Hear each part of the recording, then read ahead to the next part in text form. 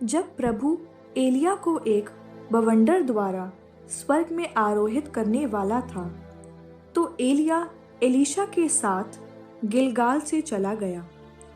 एलिया ने एलीशा से कहा, यहीं रुक जाओ, क्योंकि प्रभु ने मुझे बेतेल भेजा है। एलीशा ने उत्तर दिया, प्रभु की शपथ और आपकी शपथ, मैं आपको नहीं छोड़ूंगा। तब वे बेतेल गए। बेतेल में रहने वाले नबियों के शिष्य बाहर एलीशा के पास आए और उससे पूछने लगे, क्या तुम जानते हो कि आज प्रभु तुम्हारे गुरु को तुम्हारे पास से उठा ले जाने वाला है? उसने उत्तर दिया, हाँ, मैं जानता हूँ, तुम लोग चुप रहो। एलिया ने उससे कहा, एलीशा, तुम यहीं रुको, प्रभु मुझे यरीको भेज रहा है। एलीशा ने उत्तर दिया, प्रभु की शपथ और आपकी शपथ, मैं आपको छोड़ नहीं सकता।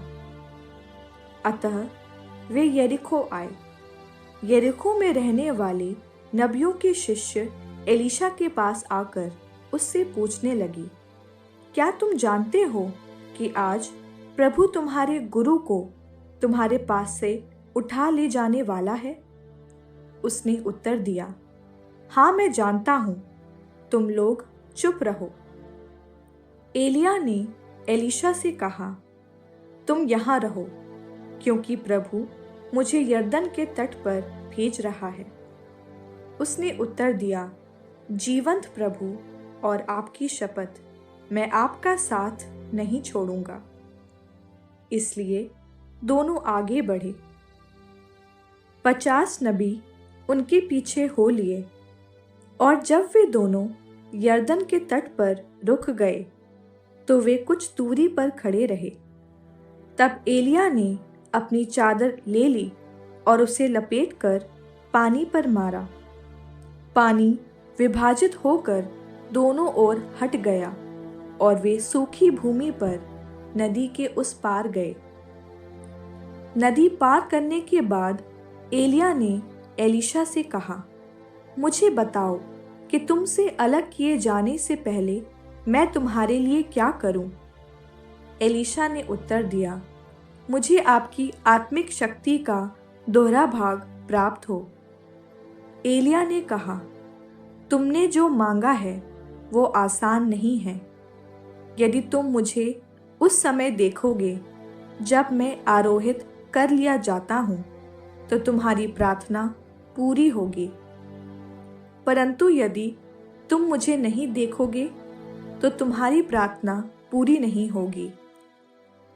वे बातें करते हुए आगे बढ़ ही रहे थे कि अचानक अग्निमय अश्वों सहित एक अग्निमय रथ ने आकर दोनों को अलग कर दिया, और एलिया एक बवंडर द्वारा स्वर्ग में आरोहित कर लिया गया।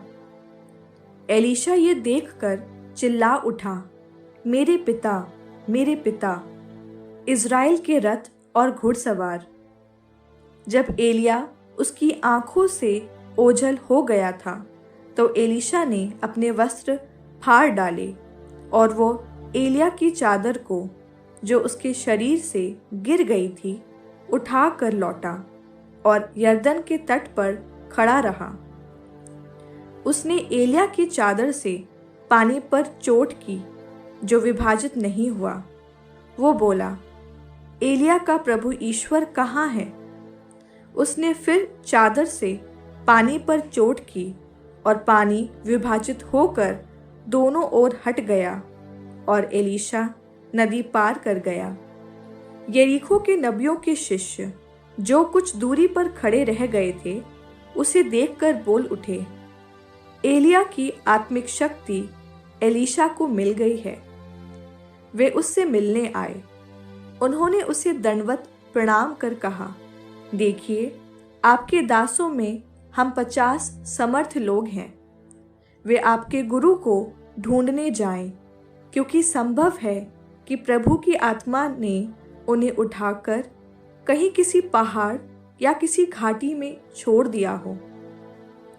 किंतु उसने इनकार करते हुए कहा, उन्हें मत भेजो। किंतु वे इतना आग्रह करते रहे कि एलीशा ने कहा, उन्हें ढूंढने भेजो। उन्होंने 50 व्यक्तियों को भेजा जो उसे 3 दिन तक ढूंढते रहे, किंतु उन्हें एलिया नहीं मिला और वे एलीशा के पास लौट आए। उस समय वो यरीको में ही था। वो उनसे ये बोला, मैंने तो तुमसे कहा था कि ढूंढने मत जाओ। नगर के निवासियों ने एलीशा से कहा, जैसा कि हमारे स्वामी देख रहे हैं, इस नगर की स्थिति अच्छी है, लेकिन पानी दूषित है और देश गर्भपात से पीड़ित। उसने कहा, मेरे पास एक नया पात्र ले आओ और उसमें नमक डाल दो। वे उसे उसके पास लाए।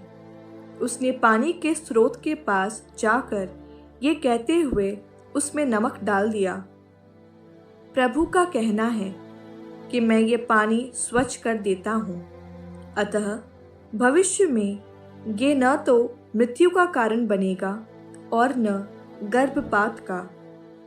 एलीशा के कहने के अनुसार वो पानी स्वच्छ हो गया। वो आज तक स्वच्छ है। वहां से वो बेतेल गया। वो रास्ते की चढ़ाई चढ़ रहा था। उसी समय नगर से कुछ लड़के निकले और उसे चिढ़ाते हुए कहने लगे, अरे गंजे ऊपर चढ़, अरे गंजे ऊपर चढ़।